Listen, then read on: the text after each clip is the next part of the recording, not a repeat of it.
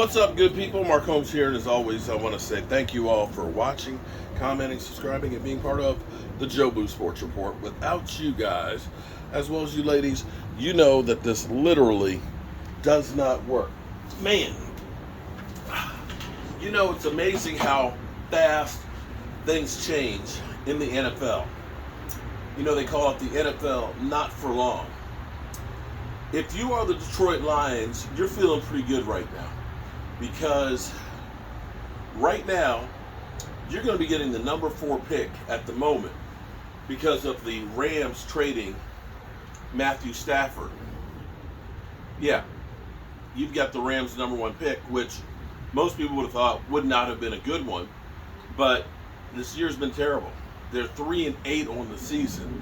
Mathew Stafford has been dealing with tendonitis in his elbow all off seasons, had a couple of concussions, been in concussion protocol, and now has a neck strain that is putting him on IR. And you have to figure that the Rams will be shutting him down for the season because that means he's eligible to return week 17 at the soonest. And I just don't see them turning around and being a playoff team at 3-8 right now. And so why bring him back? So basically, Mathew Stafford is shut down. It's amazing how bad the Super Bowl hangover has been for the Rams. Typically, you know, unless you're the New England Patriots, most teams that go to the Super Bowl the next year have a step back. That wasn't a step back. That was a step off of a cliff. And now you look at this and say, was the Rams building their team the way they did to win that Super Bowl? Because let's be clear, they did what the Eagles are doing right now. They mortgaged their future. They traded all their number 1 picks. They got rid of all of their picks. And they've got a lot of older players that they paid a bunch of money to. And you start looking at this and saying, how are they building this team next year? They don't have a number 1 pick, which would have been a great one. Although, you look at it and say, well, they won the Super Bowl last year, so you can't take that away from them. I will say this much, and I don't know how the Eagles are going to do, if the Eagles win the Super Bowl or not. If they do win the Super Bowl, then you have to look at it and say, yeah, all those moves, all those free agent signings that they did were worth it to get the Super Bowl. But the problem is that's basically you're taking one shot, one opportunity, and going all in right now. And you better be right about it. Because you can look now at what happened with Tampa Bay. Tampa Bay, when Tom Brady first got there, Gronk came with them, Namak and Sue. You had everybody who all came to Tampa Bay. Guys who really weren't like real Tampa Bay players. Guys that were drafted by Tampa Bay that been there in the community for all. They're basically carpetbaggers that came in and won the Super Bowl, and now the team's old. Tampa Bay is not a good team now. Gronk is retired. Tampa Bay screwed up, Tom Brady screwed up his marriage and things, and he's not the same guy. You're the oldest team in the NFL. You've lost your coach, Bruce Arians. And now you're starting over. Now, I guess one way to look at it is, this is how Tampa Bay was before they hired Bruce Arians and brought in Tampa Bay. At least they got a Super Bowl win out of it, right? I guess that's how you look at it. One thing I will say about my Cowboys, and you can agree or disagree with it, and I'm fine with it either way. The Cowboys, the way they have built a team, and I don't know if it's going to be enough. I don't know if it's going to be enough to win a Super Bowl. But you look at the players that the team has, they're one of the youngest teams right now that is playing at a high level. They're definitely, I don't care whose poll you look at, they're in the top 5.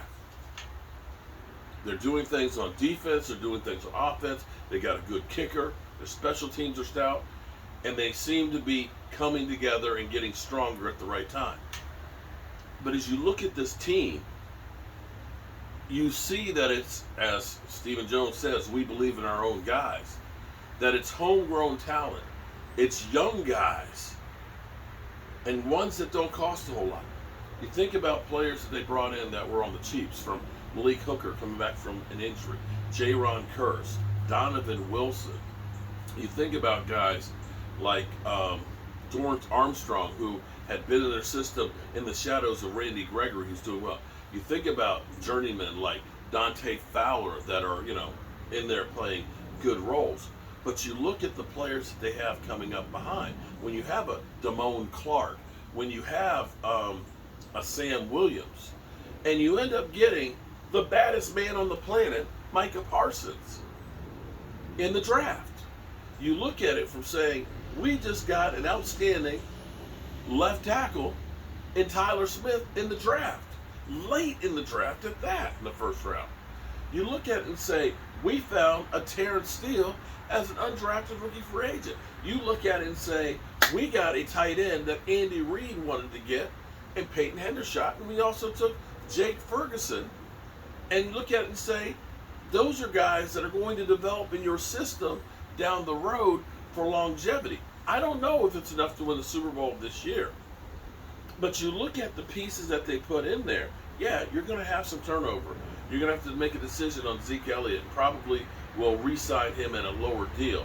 You may end up having to let Tony Pollard go, but you look out there and say there's a lot of free agents that you can bring in, and you have, of course, draft picks. And so, from the standpoint of where the Cowboys are, maybe Stephen Jones was a little bit right about, the Rams signing all of the free agents that they did, because all the free agents they signed this year, they ain't panned out for them at all. They ain't. We looked at wanting to get Bobby Wagner, didn't we? It ain't helping that team right now, is it? Not at all. You look at, how disgusted we were when teams were out there getting, like Russell Wilson, the mega trade for that. Shit. Seattle is like, we stole something. Denver is ass. That draft pick is going to Seattle. That may be a playoff team. Yeah. So sometimes, best move is no move. Wow. It's amazing when you think about where the season is and where teams are, because they looked at it and said, man, the Seattle Seahawks are going to be dog doo. You're going to see Kyler Murray with that new contract. They're going to be eating everybody up.